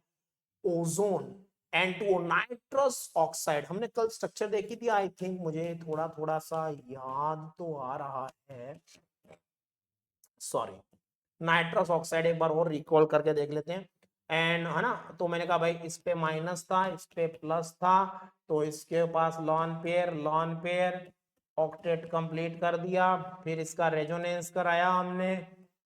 भैया जी ध्यान से देख लेते हैं ना, कोई दिक्कत नहीं है। यहाँ बन गया ट्रिपल बॉन्ड, यहाँ ऑक्सीजन पे आ गया नेगेटिव चार्ज, नाइट्रोजन पे पॉजिटिव, और मैंने कहा एक लॉन पेयर। भैया इसके पास तो कोई ऑड इलेक्ट्रॉन नहीं है, तो इस पे क्रॉस लग गया, इस पे क्रॉस लग गया, 2 पे क्रॉस लग गया। अब देखिए जी बात करें अगर मैं ओजोन की और बात आपको बता दूं, ओजोन को क्यों छोड़ना है, ये लो ओजोन को भी ले लेते हैं छोटी सी उम्र में। तो मेरे मित्रों सखा बंधुओं, आई होप आज का सेशन जो लेंथी सेशन रहा, मैराथन सेशन रहा, आपने इसको खूब एंजॉय किया होगा। ठीक है, तो जी देखिए ये मैंने गलती से यहाँ पे अगर बना दिया है तो मैं फिर दिखा दूं, इसके पास भी नहीं है भैया, इसके पास भी कोई ऑड इलेक्ट्रॉन, तो बच गया सुपर ऑक्साइड। मेरे मित्रों क्या है ये? सुपर ऑक्साइड है, O2 1-, और सुपर ऑक्साइड के पास कितने इलेक्ट्रॉन होते हैं? MOT कहती है 17 electron system, that's why it is paramagnetic. चलिए आगे, खत्म। तो जो मित्रों अब हम लेते हैं विदाई, मिलेंगे आपसे फिर। आज का सेशन अपना हो गया है, क्या हो गया जी, the end. All the best to all, फिर मिलेंगे आपसे जैसा प्रॉमिस किया था। तो अपने प्रॉमिस पे खरा उतरते हुए फिनिक्स परिवार की तरफ से अब देखिए मैं आपका धन्यवाद करता हूं कि आपने इतने लंबे सेशन तक 111 दिन तक साथ निभाया। All the best JEE Mains के लिए, ठीक है। अब आपका जो रिमेनिंग कुछ भी अगर रहा है तो मैं शायद एक सेशन लूंगा, वैसे आपका मैंने सिलेबस कंप्लीट कर दिया है विथ माय टीम। फिजिक्स के लेक्चर जो है वो भी आपका 111वें दिन पे पूरा हो जाएगा। अभी मेरे साथी जो है, मैं पूरे हमारे जो कैमरा क्रू हैं, ऋषि सर, रितेश सर और अजय सर, सबको बहुत बहुत धन्यवाद दूंगा। हमारे डायरेक्टर, ऑनरेबल डायरेक्टर सर जो है मुकेश दादवानी सर, उनका मैं स्पेशली थैंक्स बोलना चाहूंगा कि उन्होंने हमें टीम को इतना इतना मौका दिया सामने आपके एक्सप्लोर होने का, ठीक है। और साथ ही साथ मैं पूरी हमारी डिजिटल टीम को बहुत बहुत थैंक्स बोलना चाहूंगा, स्पेशली एमएम सर को थैंक्स बोलना चाहूंगा, जिनके कोऑपरेशन से और पूरी डिजिटल टीम की कोऑपरेशन से ये सब कुछ पॉसिबल हो पाया। All the best once again, thank you.